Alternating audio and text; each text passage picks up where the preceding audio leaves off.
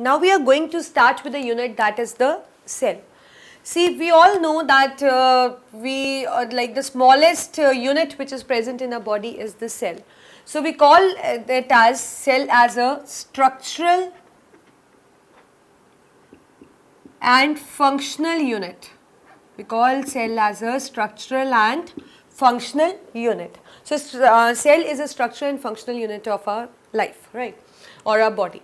You know that the first time the cell was seen by a scientist, that is the Robert Hooke. Actually, he was examining the this thing. He was looking this thing, the bark of tree, that is called as cork.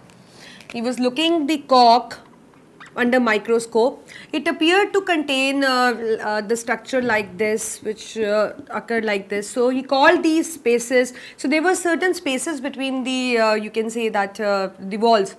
Those spaces were called as compartments. Those spaces were called as compartments, which were later replaced by a term called as cell. So Robert Hooke was the one who observed the cell for the first time in thin slice of cork. And particularly what is cork? That is the bark of tree. He observed it under the microscope, which contained the two lenses. Later on, the microscope was discovered by Anton van Leeuwenhoek. He is the one who is called as father of microbiology also, and he was the one who discovered the microscope. Due to which, like you know that the microscope is an instrument which is used to magnify things. We are able to see all these things in the cell just because of the microscope, because we have an instrument like this which can actually magnify the substance up to a magnification of lakh also, so that we can get a good knowledge that what is present in the body, or what is happening inside the body, or what function it is actually performing. So this is what about the discovery of the cell. So then after the discovery of the cell, they were like certain scientists formulated the cell theory just to make everybody familiar with the cell. So this theory was given by Sheldon, Shawn, and a point was added by Rudolf Virchow. So what does this theory states actually? This theory states that cell is structural unit of life, that we all know that our body is like the structure, like our body has a certain structure, and that structure is composed of a unit that is called as a cell. So it is a structural unit. Likewise, cell is a functional unit of life. We all know, again, for directly or indirectly, the function is performed at the cellular level only. That means the cell is a functional unit too. And as far as their origin was concerned, that how they originate actually, that was given by Rudolf Virchow. He added, all cells arise from pre-existing cells.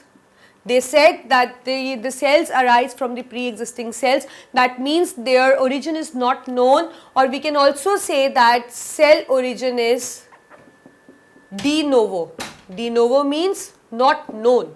They just originate from the pre-existing ones. So this is what is a basic thing about the cell. And likewise, we have this thing coming on to that organism is composed of one cell, two cells. We actually see a variety of shape, number and functions of the cell. So likewise, we can have, depending upon the number, the organisms are mostly classified as unicellular and multicellular organisms. Unicellular are one whose body consists of only one cell.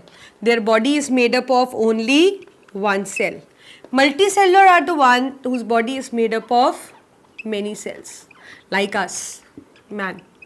And unicellular like amoeba, bacteria, yeast, They all are unicellular. Their body is composed of one cell. So that means in unicellular organisms, all the functions like respiration, excretion, digestion is being carried out only by the single cell.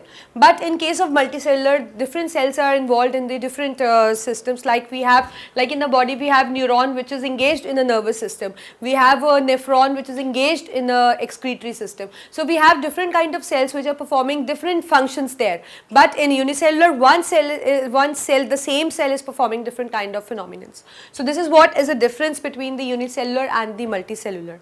Likewise, as far as the shape is concerned, shape and size is concerned, it is actually depends upon the function the cell is going to perform.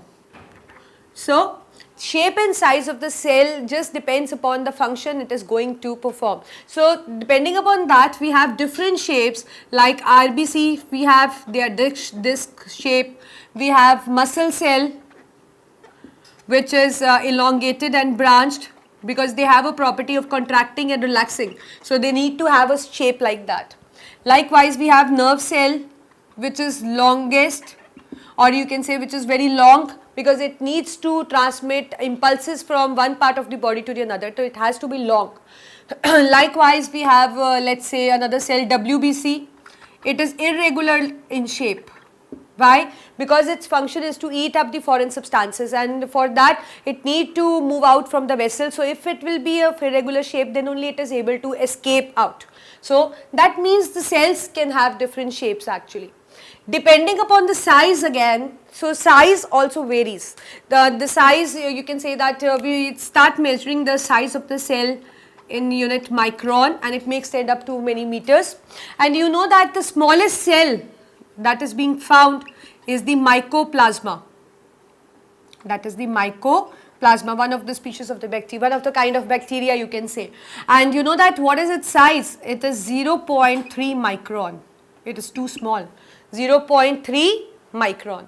Likewise, we have a nerve cell which is the longest cell of our body. It is approximately 0.1 micrometer long. 0.1 millimeter long. And you know that the longest nerve cell is possessed by which animal? The giraffe is an animal which possesses the longest nerve cell, that is of 3 meters. So in giraffe the nerve cell is actually of 3 meters, not millimeters, it is meters. So such long nerve cell is there. So that means we can actually have a size ranging from too small to too big, like we have a largest cell, that is the ostrich egg. So that means just depending upon the shape and size and the requirement, the number, the shape and the size varies in the cell. So now as you are familiar with the basic concept of the cell, we are just going to start with the components of the cell, that what actually make the cell, that is the cytoplasm. Then you must be familiar with the terms protoplasm, cell membrane, cell wall. So we are just going to sum them up, and we are going to study in detail that what actually the cell possess and what is the difference between the plant and the animal cell, right? So just look at the board.